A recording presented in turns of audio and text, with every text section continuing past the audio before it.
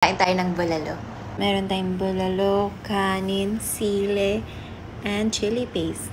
Kakabalik ko lang from France and sobrang nag-crave ako ng bulalo. Ang dami nagme-message sa akin recently na, Ivana, tatakbo ka ba? And guys, I think it's the perfect opportunity and the perfect time for me to finally tell you. At sana ibigay niyo yung buong suporta niyo sa decision kong to. Sana suportahan niyo ako sa hindi ko pagtakbo. Bakit naman ako tatakbo sa ngayon? Wala akong alam sa politics, wala akong alam sa paggawa ng batas, and siguro kung papasok man ako sa ganyan, dapat mag-aral man lang ako ng 3 to 4 years. Because I don't want to put our country at risk. Bakit ko ipapasok ang isang bagay na hindi ako handa? A lot of people would say, gusto ko kasi makatulong sa Pilipinas, gusto ko makatulong sa kababayan natin. Guys, kayang-kaya natin gawin yun even without being into politics. Kahit wala kang position, wala kang upuan, kaya mo makatulong. Hindi mo kailangan maging congressman or mayor or councilor para makatulong ka. We can all help out in our own small way. Kapag papasok ka sa politics at ipaglalaban mo ang Pilipinas, dapat may utak ka. Parang gantong bulalo kung laki yun. At hindi lang yun, dapat may laman yung utak mo.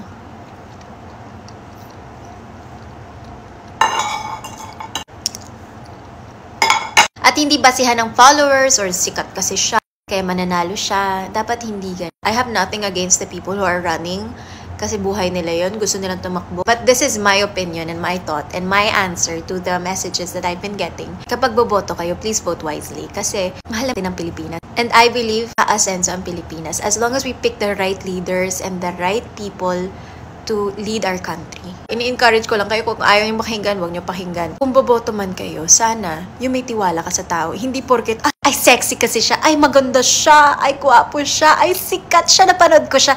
Dapat hindi ganun. Dapat ay may tiwala ko sa kanya. Alam ko may magagawa siya para sa Pilipinas. Magaling yan. Dapat ganun. Kasi kung sa ganda lang guys, maambag mo lang yung ganda mo at pogi mo sa session o yung pagiging matakaw mo, sexy mo. Ano yun? So yun, sa mga gustong tumulong, tulong-tulong tayo. Hindi natin kailangan ng position para makatulong. Pwede kang tumulong kahit hindi ka politika. And also, please vote wisely. And kapag tatakbo ka, please, sana man lang, ibibigay mo talaga yung all-in mo. Hindi pwedeng, racket ko to. Dapat dedicated ka, give your all, at dapat alam mo yung ginagawa mo at mahal mo ang ating mga kababayan. Kasi dapat ang nasa utak mo lagi is them, not makasarili ka, huwag ka nang tumakbo. Yun lang guys, so kakain na ako, bye!